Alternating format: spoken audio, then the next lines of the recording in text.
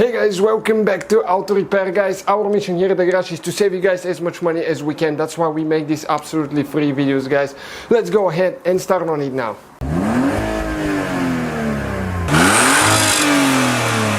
Hey guys, welcome back to Auto Repair guys. In today's video guys, we'll be working here on the C-Class, and a short video guys if you have a problem with it. What happened? The radio screen, the whole screen, navigation radio screen does not turn on. So got really frustrated what's happening, so I'll show you how we fix that on our vehicle. Hopefully that's the issue with yours. So stay with us if you have a C-Class from 2008 to 2015 and your screen doesn't turn on, the radio doesn't work. We'll show you how to do that now. Let's start on it. We have more than 200 videos taking the whole car apart, so if you need anything just let us know and we'll try to make a video so we can save you some money. So the screen doesn't work at all. I tried resetting it, holding the on and off button for more than 30 seconds. Nothing works, like we don't get anything, no sound, no screen. So stay with us to see what happened to our car.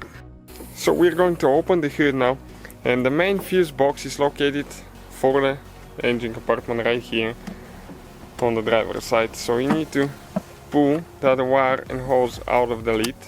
Okay.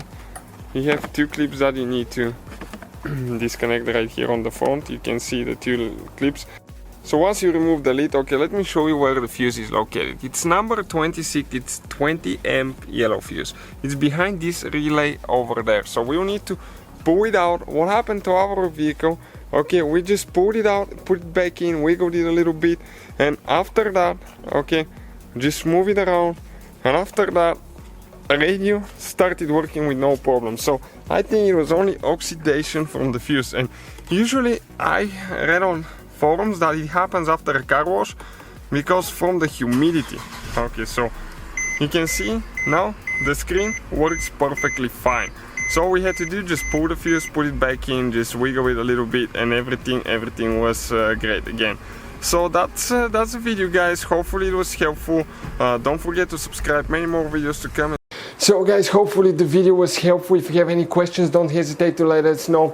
Now check out our YouTube channels guys. We have more than 19,000 free repair videos that can save you thousands of dollars in future repairs. That's why we make these absolutely free videos. Hopefully the video will be helpful. Thank you for watching. See you guys next time.